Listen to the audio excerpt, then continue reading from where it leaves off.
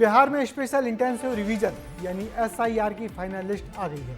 नई लिस्ट में करीब 70 लाख वोटरों के नाम काटे हैं और बाद में हुए हंगामे कोर्ट के दखल के बाद करीब 22 लाख नए नामों को जोड़ भी दिया गया है। इस तरह से बिहार में अब कुल 7 करोड़ 42 लाख वोटर हो गए हैं।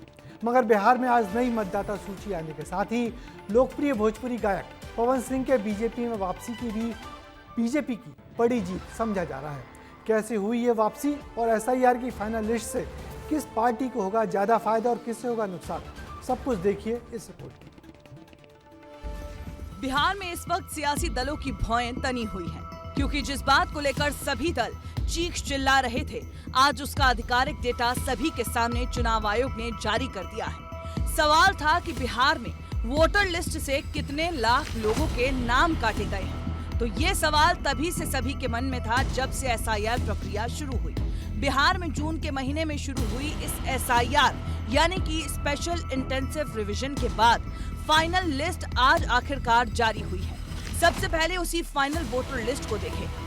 बिहार की फाइनल वोटर लिस्ट कहती है कि बिहार में कुल वोटर 7 करोड़ 42 लाख हैं।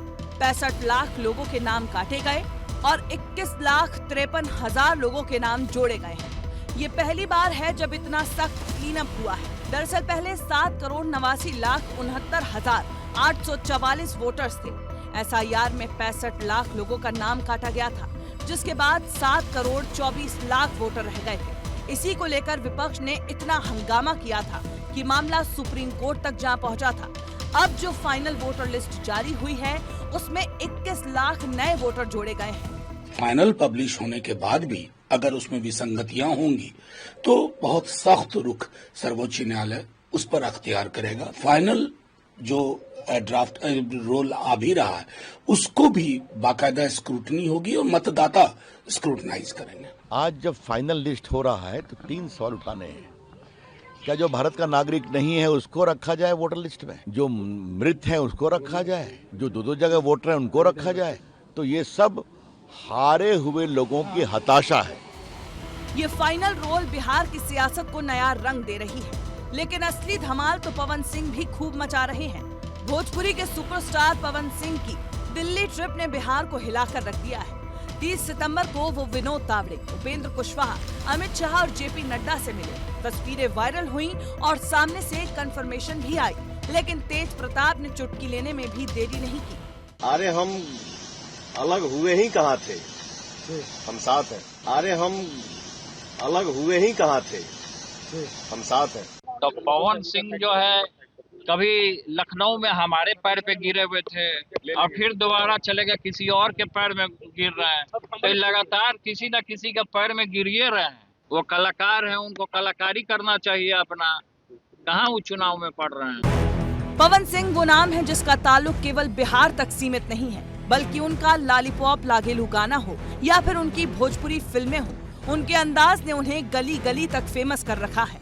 लेकिन 2024 लोकसभा चुनाव में पवन सिंह ने काराकाट से इंडिपेंडेंट चुनाव लड़कर एनडीए के कुशवाहा को हराया था। लेकिन आज ये मुलाकात बदलते रिश्ते की गवाही दे रही है। पवन सिंह की वापसी से बीजेपी को क्या फायदा होगा, ये भी समझे।